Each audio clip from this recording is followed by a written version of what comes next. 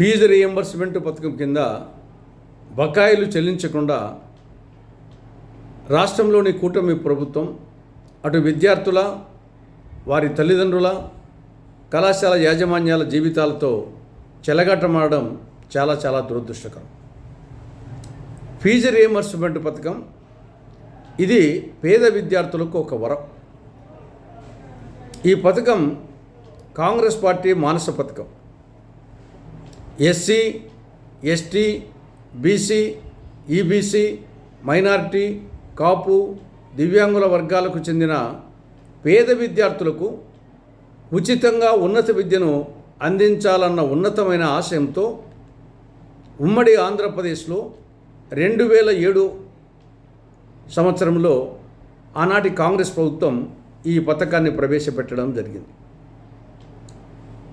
ఈ పథకం వల్ల లక్షలాది మంది విద్యార్థులు, పేద విద్యార్థులు ఉన్నత చదువులు చదివి ఉన్నత ఉద్యోగాలు పొంది ఉన్నత జీవన ప్రమాణాలతో జీవిస్తూ ఉన్నారు. అటువంటి ఉన్నతమైన పథకాన్ని అటు జగన్ ప్రభుత్వం, ఇటు చంద్రబాబు నేతృత్వంలోని కూటమి ప్రభుత్వం నిర్వీర్యం చేయడం చాలా చాలా దురదృష్టకరం. వైకాపా పాలనలో 2023-24 విద్యా సంవత్సరంలో 3 క్వార్టర్లకు పెండింగ్ బకాయిలు పెట్టడం జరిగింది. దాదాపు 2,000 కోట్ల రూపాయలు.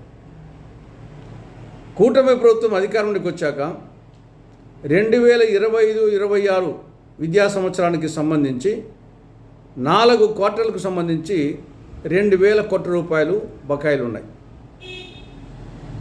మొత్తం అటు జగన్ ప్రభుత్వంలో బకాయిలు, ఇప్పుడు కూటమి ప్రభుత్వం బకాయిలు కలిసి 4,000 కోట్ల రూపాయలు ఫీజు రీయింబర్స్మెంట్ పథకం కింద బకాయిలు ఉన్నాయి. దీనివలన కళాశాల యాజమాన్యాలు సిబ్బందికి జీతాలు ఇవ్వలేక, కరెంటు బిల్లులు కట్టలేక, కళాశాలను నిర్వహించలేక ఆర్థిక ఇబ్బందులతో సతమతమవుతూ ఉన్నారు. వాళ్ళు విద్యార్థుల మీద ప్రెజర్ చేస్తున్నారు. మీరు ఫీజు కడితేనే, చెల్లిస్తేనే మేము సర్టిఫికెట్ ఇస్తామంటున్నారు. ఒత్తిడి తెస్తున్నారు. పర్యవసానంగా విద్యార్థులు, తల్లిదండ్రులు వాళ్ళు విలువలాడిపోతున్నారు. పై చదువులు చదవాలన్నా, ఉద్యోగాలు పొందాలన్నా, లేదు విదేశీ విద్యకు అభ్యసించడానికి పోవాలన్నా దానికి సర్టిఫికెట్లు కావాలి.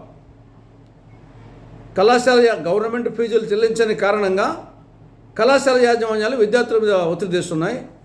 విద్యార్థులు చెల్లించని కారణంగా కళాశాలలు సర్టిఫికెట్ ఇవ్వలేదు. సర్టిఫికెట్లు ఇవ్వని కారణంగా పై చదువులకు పోలేకున్నారు, ఉద్యోగాలకు పోలేకున్నారు, విదేశీ విద్య అభ్యసించడానికి పోలేకున్నారు. కానీ ఈ విధంగా చంద్రబాబు ప్రభుత్వం అటు కళాశాల యాజమాన్యాలతో, విద్యార్థులతో, విద్యార్థుల తల్లిదండ్రులతో చెలగాటమాడడం ఏమాత్రం సమంజసం కాదు. ఇక ఏమాత్రం ఆలస్యం చేయకుండా కూటమి ప్రభుత్వం ఈ యొక్క ఫీజు రీయింబర్స్మెంట్ పథకం కింద ఉన్న 4,000 కోట్ల రూపాయలు పెండింగ్ బకాయిలను వెంటనే చెల్లించాలని కాంగ్రెస్ పార్టీ డిమాండ్ చేస్తూ ఉంది.